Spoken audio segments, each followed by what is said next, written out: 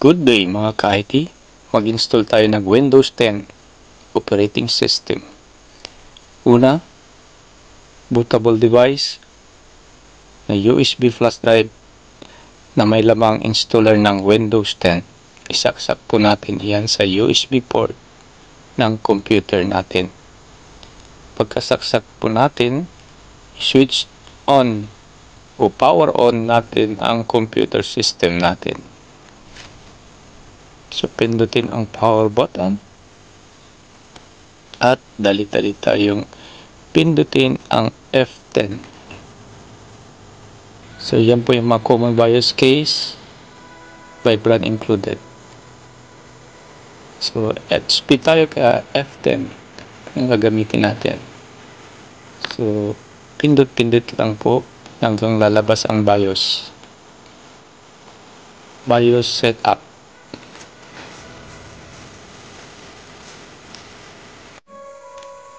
F10 BIOS setup. Yan. So, dito sa BIOS, arrow keys lang po ang gagamitin natin sa keyboard.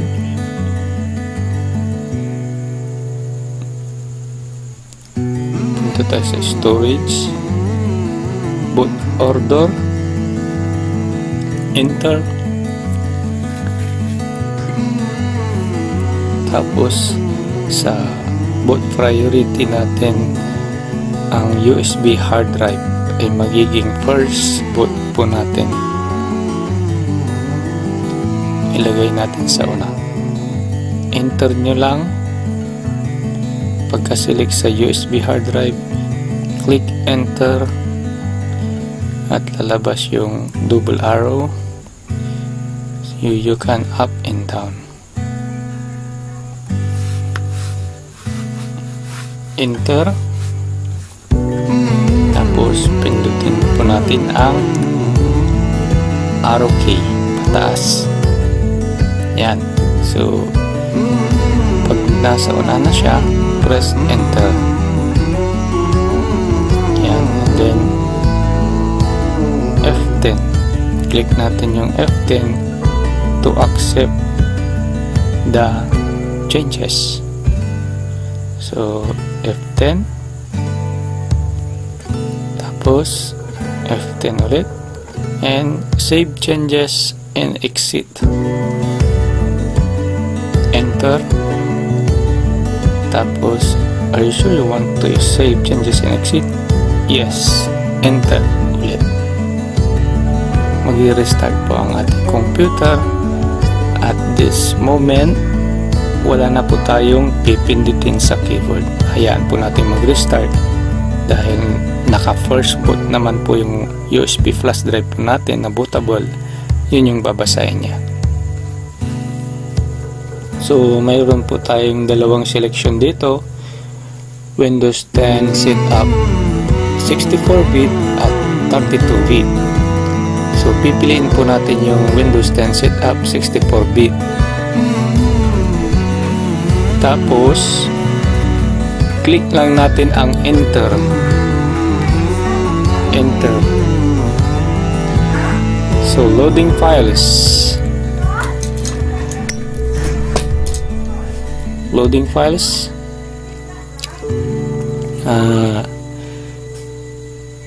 Yan, naglo-loading na po ang ating installation ng Windows 10. So, dito, meron po tayong ilang goods to install. So, ang babaguhin lang po natin dyan ay time and currency format. So, meron tayong drop down arrow. Hanapin po natin ang English Philippines. Yan, select po natin ang English Philippines and then click next. Tapos click install now. So, setup is starting now. So ito po yung Microsoft license terms. I-click lang po yung box, I accept the license terms, and yung matagalan, click natin ang next. Click next. Dito, upgrade. Ang upgrade ay ginagamit lang yan kapag Windows 10 mag-upgrade ka sa Windows 11. So walang mababago sa mga files. Pero totally clean installation ang gagawin natin. Click custom. So yan, sa custom yung sinilik natin kanina, mayroon tayong mga partitions na nakalagay. Kailan nating i-delete lahat dahil totally clean reformat po ang gagawin natin. Total. So i-delete po natin lahat ng mga partitions.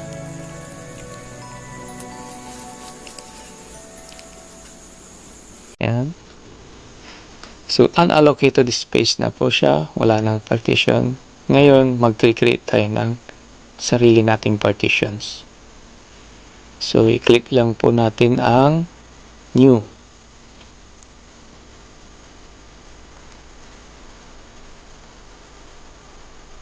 So click ang new. So sa size na lumabas, dahil client ang gagawin natin, Windows 10, 50-50, 50%. So divided by 2. So 953,869 divided by 2 equals 476,934.5. Convert natin yan para hindi na siya decimal point.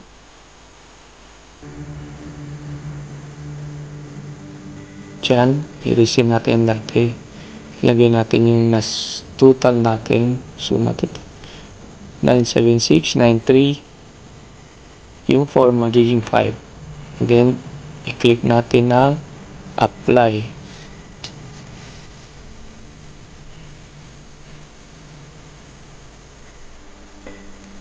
Tapos, okay.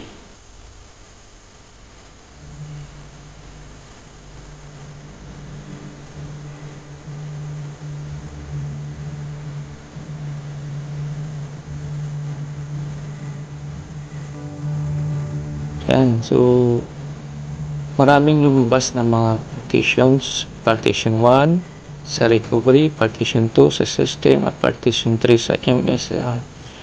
And partition 4 sa primary. So, meron tayong unallocated. Click new. And then, apply agad. Wala nang babaguhin sa size. So, magiging dalawa ang primary natin. So, dyan po tayo magpo-focus sa I don't ever slow up, no I don't take shit. I got no love for the fakeness. If you wanna play tough and wanna hate this, I'll always show up. I don't ever slow up, no I don't take shit. I got no love for the fakeness. If you wanna play tough and wanna hate this, I'll always show up and make a statement. I don't ever slow up, no I don't take shit. I got no love for the fakeness. If you wanna play tough and wanna hate this, I'll always show up and make a statement. Everything I do so instinctive and so passionate. Every word I move so descriptive like an adjective. I got a vendetta against people who patented being negative when you should be getting after it.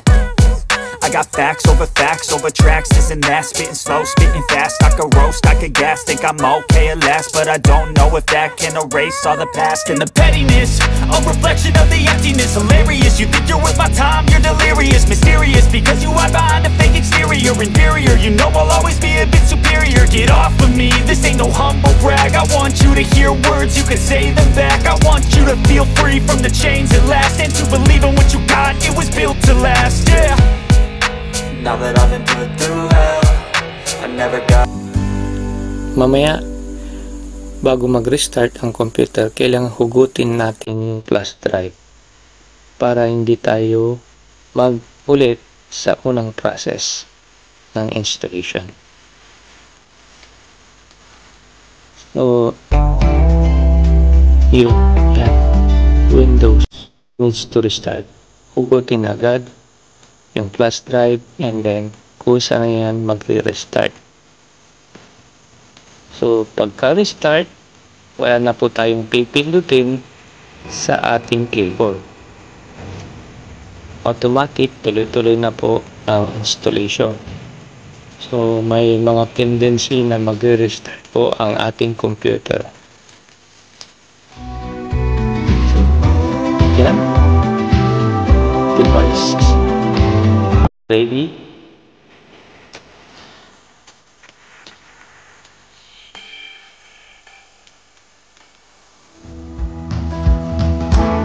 Sa part na to, kailangan talagang patient ang pairalin natin.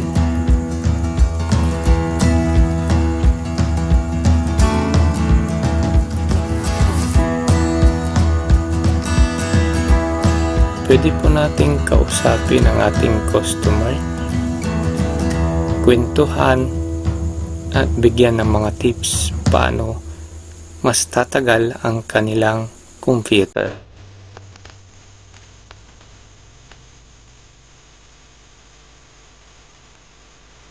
So, yan. Get going fast. Ang click po natin dyan ay use express settings. Click. Just a moment.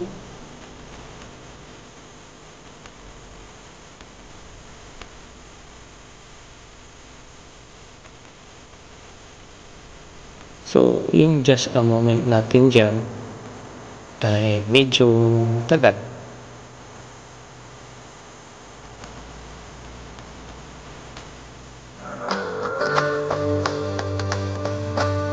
Okay, so create an account for this PC. Kailangan natin lagyan ng username ang ating PC. Yung ilalagay natin is client PC. So dito sa client, hindi na natin kailangan lagyan ng password.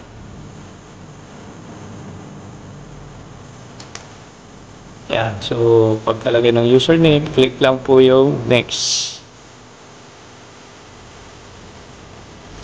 Hintayin po natin ito hanggang lumabas yung high. Yan. High na siya. Your settings up for you. Pagkatapos ma-install ang operating system, ang susunod na dapat natin gawin ay mag-install ng drivers.